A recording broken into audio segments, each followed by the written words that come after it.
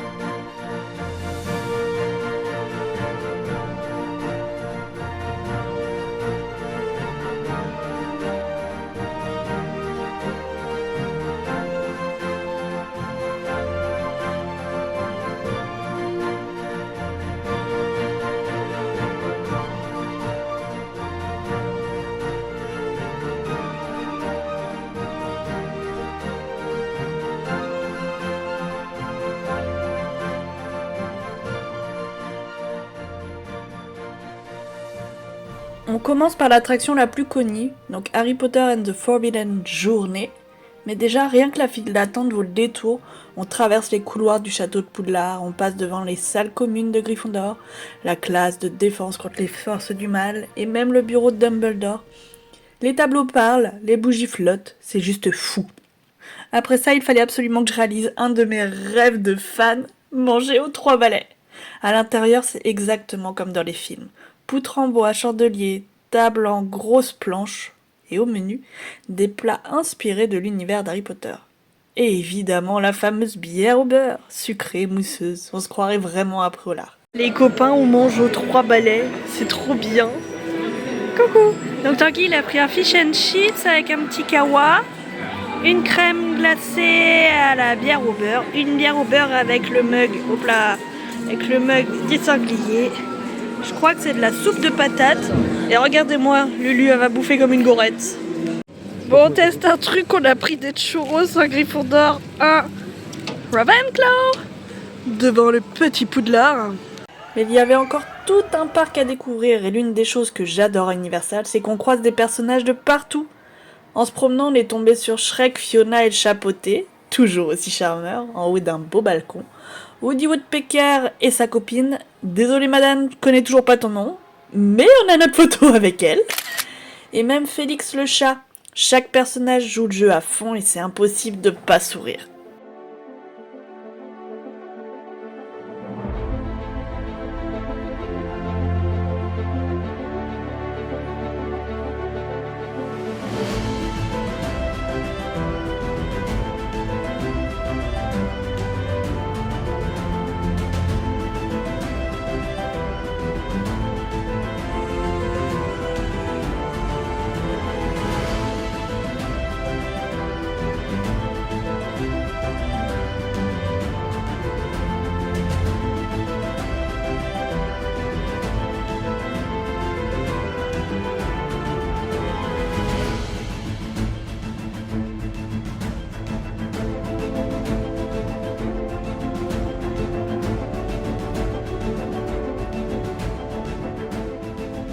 En fin d'après-midi, il était temps de découvrir l'un des lands les plus attendus, le Super Nintendo World.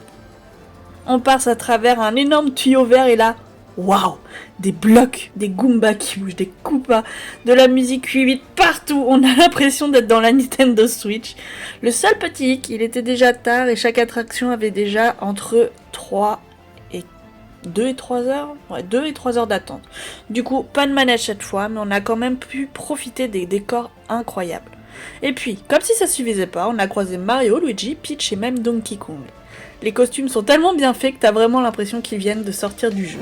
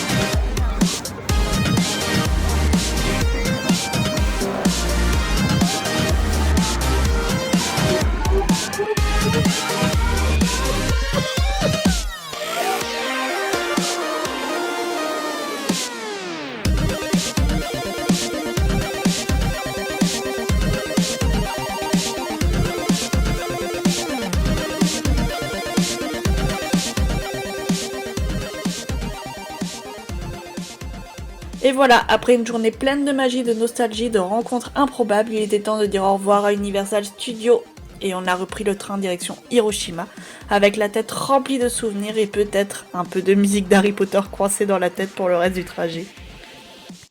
Après une grosse journée à Universal, on est arrivé à Hiroshima. Mon maquillage est dégueulasse, mais le logement est trop cool.